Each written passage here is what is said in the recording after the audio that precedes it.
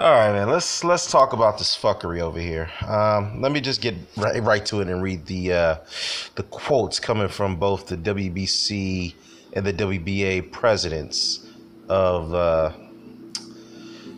regarding the Canelo Alvarez drug testing controversy. All right. First, we'll give Mauricio Suleiman of the WBC. He says, quote, regarding Canelo's situation. He says that he believes that Canelo is innocent. Quote, we're going to follow the same line or same guidelines that we've taken for each of the positives for fighters who test positive for clenbuterol. We will follow the protocol and we will work with boxing commissions where the fight will take place to get onto the bottom of things, said Suleiman to ESPN Deportes. In a superficial way, as far as we know about clenbuterol, because of the level found and with the clean record of Canelo, who, by the way, has been part of a program of the VADA for 4 years and has never tested positive, and considering that the problem of clenbuterol is a public health issue, everything indicates that it is food contamination. Now, Gilberto Mendoza chimes in and also says that Canelo is innocent. He believes he's innocent, by the way. However, he has shown, well, not however, I'm sorry. I believe, quote, I believe in Canelo's innocence. He has always shown himself to be a clean athlete. Now, it seems that the issue of clenbuterol is a common problem in Mexico, and on some occasions, a sister organization like the WBC has had to study this problem for more often in the past, and I think that they will be more experienced in this regard. I know it's within the levels that are reflected by the consumption of the contaminated meat, and I have been able to read that he will undergo any other tests if it maintains that. Then the WBA will be on Canelo's side, and with the doors wide open, we have always done. Now, we're going to have the big fight on May 5th. Wow. This will add a bit of drama to the fight. And I know the fight will continue and we'll agree to establish additional protocols, although this procedure is led by VADA and there should be no problem. But the Nevada State Athletic Commission, however, has yet to make a ruling on the situation of the rematch. So from the looks of it, the WBA and the WBC has pretty much preemptively decided that they're going to go ahead and continue this, allow this fight to go ahead. And Gilberto Mendoza comes out and said that this drug testing controversy will add more drama to the fight. Yeah, you goddamn right it will, but that's still a asinine and ridiculous statement coming from Gilberto Mendoza. Now, I'm not going to say if Canelo Alvarez is innocent or if he's guilty, but the fact is that, look, you are, at the end of the day, you are responsible for whatever you consume in your body, okay? Just like the situation with Lucas, get that. But Luke, the difference between this situation and Lucas Brown's situation is that Lucas had tested positive for clenbuterol days after his win over a few days after his win over Ruslan Jagayev. He tested clean before the fight with Jagayev. As soon as the results came out, the WBA had immediately suspended him, and then they stripped him from his regular WBA heavyweight title. So they were quick to act in that situation and did give him a 6-month ban, but that was lifted due to Brown's lawsuit to the WBA because he felt that they didn't give him a chance to present his case properly. But it is what it is, okay? So they came to resolutions, they lifted his ban, and then Brown also got caught up with some other drugs, with Asterine, just like a Beckin situation with the WBC. But look, again, I'm just looking for transparency here, because if you're going to go through the due process with those two guys, with Povetkin and on the WBC side, and then Brown with the WBA side, why the hell are you not going through the due process with Canelo Alvarez? You know what? Let me take that back a little bit. Maybe they are. But the difference is that they're going to wrap this up in a matter of days rather than a lengthy investigation like they've done for Brown and like they've done for Alexander Povetkin. Okay, this right here is just inexcusable right here. Now, like I said with Luis Nery, the fact that they allow him to go ahead and fight Yamanaka for the bantamweight title for the WBC, and the fact is that this situation came out about Nery was leaked, and the WBC didn't bother to report this, or actually no one bothered to report the situation. They hid it for wraps for a while until it came out a few days later after that fight that he tested positive for a substance that is similar to clenbuterol, but this substance is has anabolic steroids effect.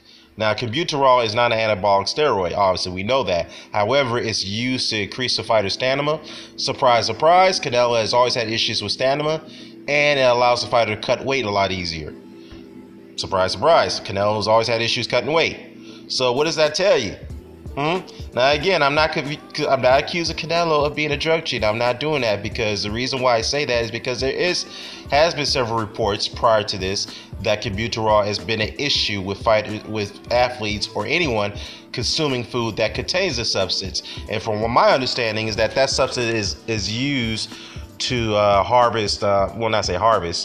to grow animals, so that way the animals can grow at a faster pace than the norm.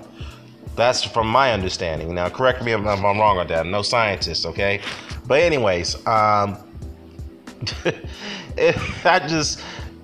it just amazes me that there's no transparency here. There's just no consistencies here, because let's go back to a few months ago with Luis Ortiz here. Now, when Luis Ortiz got popped for a banned substance, for a banned chemical that was found in his blood pressure medications, they immediately acted on it. The WBA, they immediately suspended him. And by the way, Ortiz was willing to go through additional test procedures to prove his innocence. The only thing he fucked up on was that he did not submit his paperwork properly when it comes to his prescribed medicine. Okay, fair enough. But when it comes to Canelo's teams come out and say that we're going to take additional tests to prove our innocence. Well, that's fine. It seems like the boxing organizations are okay with that, but particularly WBA, they're fine with that, but they didn't give Luis Ortiz the benefit of the doubt in that situation, because he pleaded the same thing. He pleaded with the WBA that he's willing to go through additional tests to prove his innocence, but they didn't allow it. They immediately suspended him, and we all know why. I'm not gonna get into that, because that story has always been that story is well evident why they immediately act on that. So anyhow,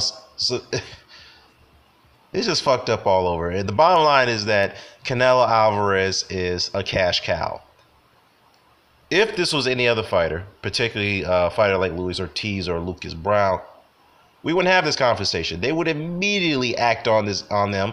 They would immediately cancel their bouts, just like they did before, particularly the WBC. But the WBC was more lenient, because Deontay Wilder actually still requested to fight Luis Ortiz despite the drug controversy, which you got to give him credit for it. So I would assume that's why they kind of were more lenient with him on that regard. So they lifted his suspension. They gave him back his ranking, rightfully so. So I will give the WBC credit what credit is due in that situation. But the WBA, they're being hypocritical on this, because why in the hell that you're giving Canelo Alvarez the opportunity to prove his to go through additional testing to prove his innocence, but not Ortiz? Okay. Now, as far as Golovkin's team is concerned, because they were notified about this, because Canelo's team has notified, them and the other parties involved, they seem not to care, because they know that there's too much money at stake in this rematch, and they're not going to allow that opportunity to be blown. And it seems like the other parties involved, like the sanctioning bodies and the state athletic commission from Nevada, I know they've yet to make a ruling on it, but it seems like they're going to go along with the findings from the sanctioning bodies. Too much money involved in this rematch. They're not going to allow that to be deterred, or not say deterred, to be obstructed. In other words, as I want to call it. So, not a laughing matter, but I'm just looking for consistency. That's all from these sanctioning bodies. If you're going to treat one fighter the same way, in a particular fashion like Canelo Alvarez, you got to give the same benefit of the doubt from other fighters who claim to have claim to be innocent in these regards. Okay. But again, like I said, if these fighters claim to be innocent, then follow the same protocol as you guys done with other fighters. Okay. Now, if it was up to me, if you ask me what my take on this, I say, you know what, this is a pre-fight situation. Postpone the fight. Get to the bottom of it. I think fans can wait. But no, certain parties can't wait because there's too much money involved. Tickets is already sold out. You know, there's already been pay-per-view buys already, so they're not gonna cancel. They're not gonna risk cancel that fight because of those factors alone. Okay. In fact, yeah, cancel the fight altogether. Okay, and, you get to the bottom. You know, well, yeah, okay. Let me just take it back. Postpone the fight, get to the bottom of it, and then come with your final ruling. That's all. All right. Oh boy, oh boy, oh boy. Well, there's nothing more to be said about this. I just find this situation very, very funny that these sanctioned bodies are able to come up with pretty much a resolution within a matter of a couple of days, while the other fighters, it took them a lengthy process to investigate them to come up with a resolution for them. So I find it quite amazing. It is what it is. You guys let me know what your thoughts are about this in the comment section below. I'm out. Peace.